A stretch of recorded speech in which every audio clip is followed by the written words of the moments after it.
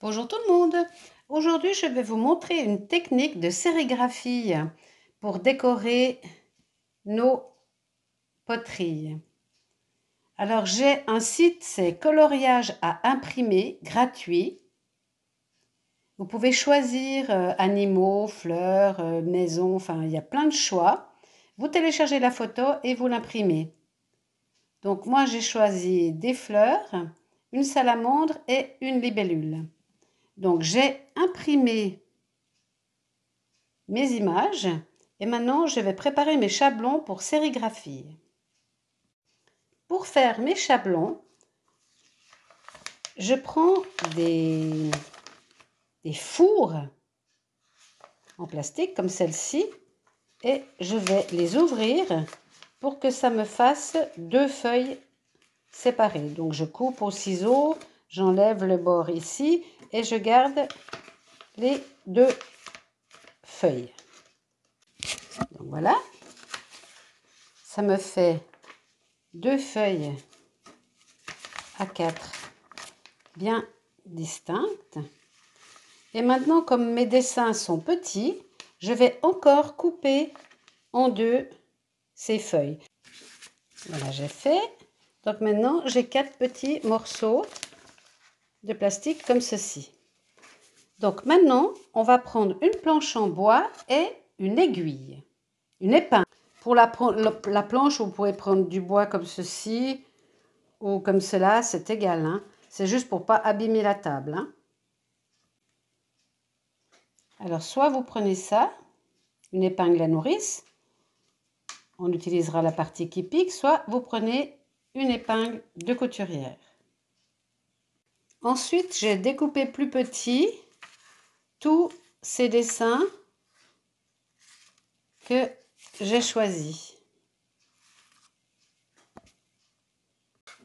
Ensuite, je vais scotcher mon dessin sur ma planche pour qu'elle ne bouge plus. Voilà, ma planche, mon dessin est bien scotché. Et maintenant, je prends ma feuille de plastique que je viens également fixer sur le dessin que je veux copier. Et je viens également le bloquer avec du scotch. Il ne faut plus que ça bouge.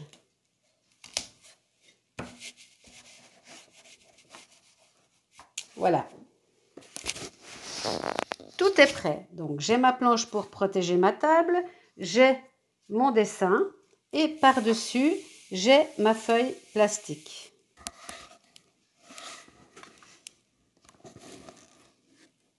Donc maintenant, avec mon aiguille,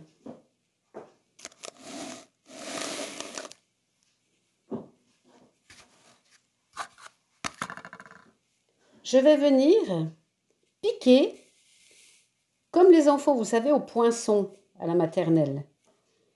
Je vais venir piquer chaque petit trou l'un à côté de l'autre.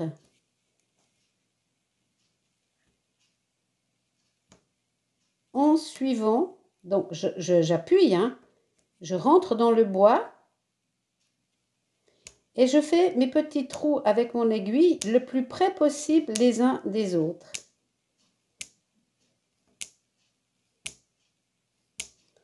Donc je vais faire ceci sur tout le dessin.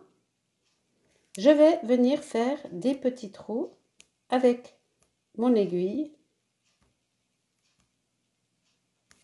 en suivant absolument tout mon dessin. Alors, je ne sais pas si vous arrivez à le voir, mais je crois, oui. Voilà. On voit ici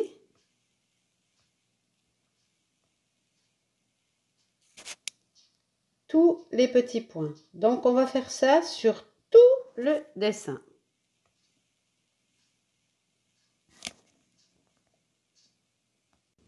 Donc là, j'ai terminé. J'ai fait mes trous absolument partout.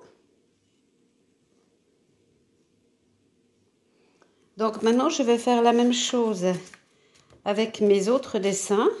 Je vais tout décoller là.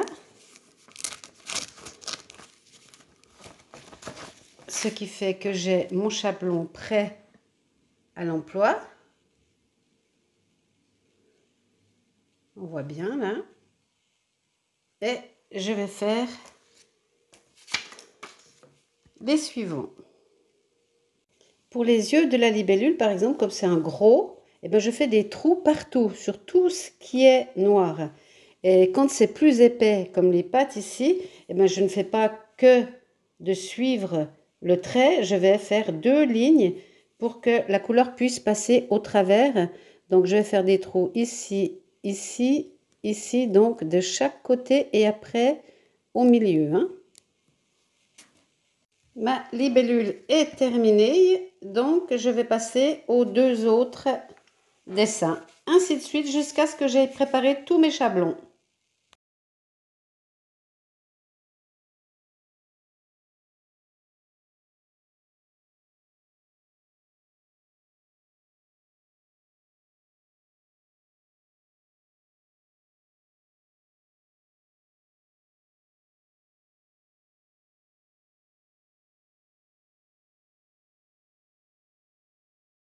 Donc là, c'est le dos. On voit bien que tout est troué correctement. On reconnaît les dessins choisis. Voilà, vos chablons sont terminés. Je vais faire une autre vidéo pour vous montrer comment on les utilise. Alors, pour utiliser ces chablons, vous aurez besoin de la couleur noire, des émaux prêts à l'emploi de Stroke & Coat, la couleur noire, ainsi qu'une poudre qui est la poudre AC 310. C'est une poudre pour faire de la sérigraphie. C'est une poudre qui s'appelle Medium, qu'on rajoute dans l'émail noir Stroke & Coat pour l'épaissir un peu. Voilà ce dont vous avez besoin. Donc, je répète, vous avez besoin de l'AC 310. C'est de la poudre Medium à mélanger avec le Stroke & Coat émail prêt à l'emploi couleur noire ou toute autre couleur, bien entendu. Ça dépend de la couleur que vous choisissez de base.